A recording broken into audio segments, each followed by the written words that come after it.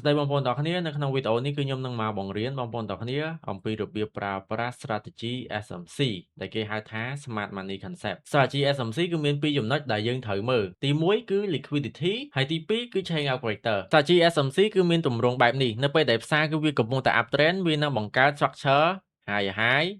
high និង high ប៉ុន្តែនៅពេលដែលវាដល់ពេលដែលវាត្រូវធ្លាក់វិញគឺវានឹងធ្លាក់មកក្រោម break support ដែលគេហៅថា chain out character ហើយនៅពេលដែលវា break support ហ្នឹងវាអាចនឹងធ្លាក់ខ្លាំងវាអាចនឹងបន្សល់ទុកនៅ fair value gap នៅចន្លោះកណ្ដាលនៅកន្លែងនេះនៅម្ដុំនេះអញ្ចឹងនៅពេលដែលវាសល់ fair value gap នៅកន្លែងហ្នឹង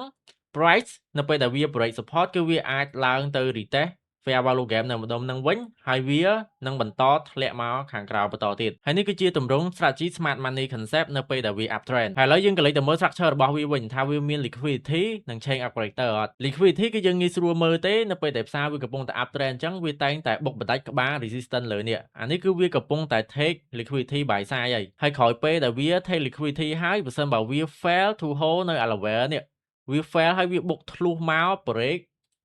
support នៅខាងក្រោមនេះអានេះគឺគេហៅថាវា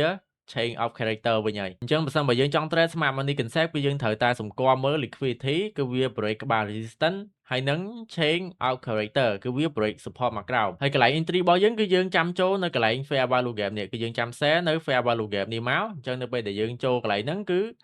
stop loss គឺយើងដាក់នៅកន្លែង swing high គឺដាក់នៅក្បាលលើហើយTP របស់យើងគឺយើងដាក់នៅ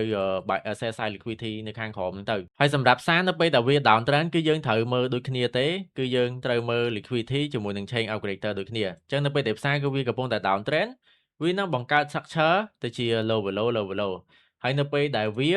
បាន break support នៅខាងក្រោមនេះវាយក liquidity អស់វានឹង chain operator វិញវានឹងបុក break resistance នៅលើនេះវិញអញ្ចឹងកន្លែងដែលយើងចាំ entry គឺយើងចាំ entry នៅម្ដុំ fair value gap នេះអញ្ចឹងនៅពេលដែលវាបុក break resistance chain operator គឺយើងចាំធ្វើម៉េចឲ្យផ្សារគឺវា pull back មក fair value gap វិញអញ្ចឹងគឺយើងអាចចាំចូល buy នៅកន្លែងនេះទៅអញ្ចឹងផ្សារគឺវាអាចនឹងបុកឡើងទៅលើវិញឥឡូវគឺយើងមកអនុវត្តជាក់ស្ដែងវិញខ្ញុំនឹងយក go ធ្វើជាឧទាហរណ៍សម្រាប់ឲ្យបងប្អូនទាំងគ្នាមើលអញ្ចឹងឥឡូវគឺយើងក៏លេខមកមើលផ្សារនៅកន្លែងនេះផ្សារនៅកន្លែងនេះដំបូងគឺវាកំពុងតែ up trend ទេវាបានបង្កើតទៅជា structure high ប៉ុន្តែនៅពេលដែលវាដល់ពេលដែលវាត្រូវធ្លាក់ឥឡូវគឺ strategy smart money concept គឺយើងមានពីរទេ liquidity ជាមួយនឹង chain operator អញ្ចឹងគឺយើងក៏លេខមកមើលឆាតនៅកន្លែងនេះវិញនៅពេលដែលវា up trend ហើយយើងសម្គាល់មើលថាវាមាន liquidity អត់នៅពេលដែលវាកំពុងតែ up trend អញ្ចឹងគឺវាបុក break ក្បាល resistance ឥឡូវវាបាន break ក្បាល resistance នៅលើនេះហើយអញ្ចឹងវាបានយក liquidity buy side high ហើយប៉ុន្តែផ្សារគឺវាអត់ hold ទេគឺវានៅពេលដែលវាធ្លាក់មកវិញគឺវាអត់ hold នៅ support ឬក៏អត់ hold នៅម្ដុំនេះទេ level នេះទេគឺវាបានបុក break នេះវាបានបុក break support មកខាងក្រោមអូខេវាបានបុក break support មកខាងក្រោមហើយវាបានបន្សល់ទុកនៅ fair value gap នៅម្ដុំនេះអញ្ចឹងនៅពេលដែលវាបានបន្សល់ទុកនៅ fair value gap price បានឡើងទៅ tap in ចូលបន្តិចហើយវាបាន respect នឹងធ្លាក់ម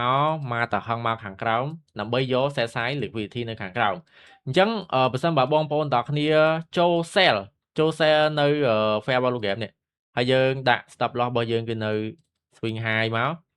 ហើយ SL របស់យើងគឺយើងដាក់នៅ sell side liquidity នៅខាងក្រោមនេះគឺបងប្អូនទាំងគ្នាអាចយក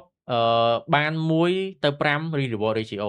អញ្ចឹងគឺយើងចំណេញ1គុណនឹង5យើងចំណេញគុណនឹង5នៃ SL របស់យើងឥឡូវយើងក៏លេខមកមើលនៅពេលដែលផ្សារគឺវាកំពុងតែធ្លាក់វិញគឺវាកំពុងតែ down trend អញ្ចឹងនៅពេលដែលវាបានយក sell side liquidity អស់គឺវា reverse ទៅលើវិញអញ្ចឹងគឺវានៅពេលដែលវា reverse វានឹងបុក break ក្បាល resistance នៅលើនេះមកតហឹងហើយវាបានបន្សល់ទុកនៅ